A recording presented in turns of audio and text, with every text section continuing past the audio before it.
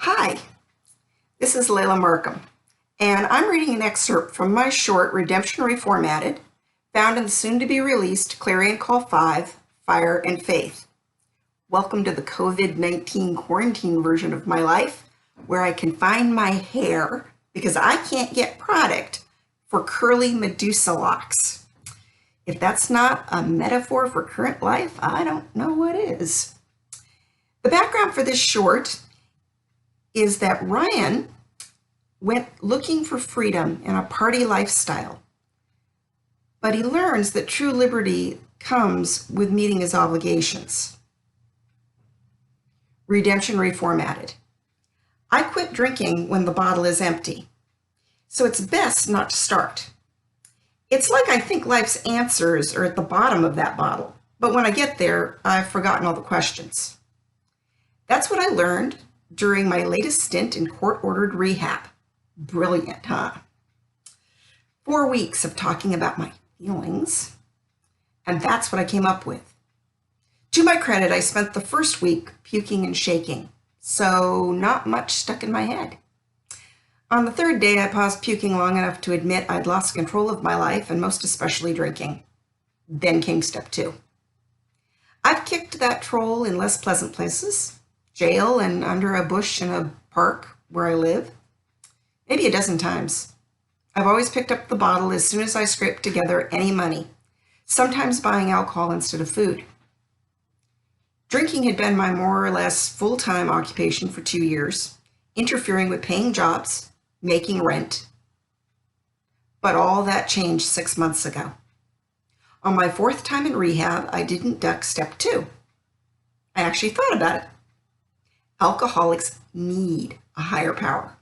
I clearly needed something deeper than AA. A spiritual journey that was an encounter with God as I understood it, him, her, whatever. And when I meditated on this on the 4th day, a verse from a long forgotten Sunday school lesson crawled out of the detoxifying fog. God is close to the brokenhearted. Not God will let me near him if I go looking for him when I'm sober. But he's already here beside me in the toxic mud right now. That meant I could talk to him, and if I shut up my self-centered whine fest for longer than half a moment, he could talk to me. I grew up in church, but I'd somehow missed that lesson until I was hanging my head over a toilet for several days, for the 4th time. They're big book thumpers in rehab. But one of the counselors brought me a Bible, and I read through it until I found it, Psalm 34:18. It was the first time I'd ever made an actual effort to get sober, and I made it all the way to step 5 in rehab. That's at least one step further than most relapsed AAs ever make it. And I'm staring step 9 straight in its terrifying eye. I'm an overachiever when I have a goal. Step 9, you offer to make amends to the people you screwed over. And I've got nothing. My gas tank is empty. I know I owe them, but how in the world am I going to pay back anything in my present state? I shouldn't be here. I graduated with a degree coveted by IT professionals that I stole money from my dad to get. Yeah, I slouched this way for years, but I'm not some waste case without skills to get out of this mess. It's just I can't apply for a decent job when I'm living under a bush with no computer access or means to keep myself clean. Without a steady job, I can't get off the streets. Yeah, that lizard is chasing its tail, and I couldn't pay back a quarter, let alone what I owe my dad. I wake up under my bush, shivering, hungry, and 189 days sober. The first 3 are a normal morning when you're homeless. This hardscrabble park is filled with people who aren't going anywhere because there's nowhere left for us to go. Just to be clear, I have no one to blame but me for being in this condition. Today is one of those days when I wish it weren't true, but I know it is. It's a gray day, suggesting rain or snow, and the day labor agent doesn't choose me. So I sit on a park bench scratching filthy fingers through greasy hair while contemplating the joys of day drinking. If I only had the money and, oh yeah, hadn't quit. Being sober doesn't mean you don't still want it.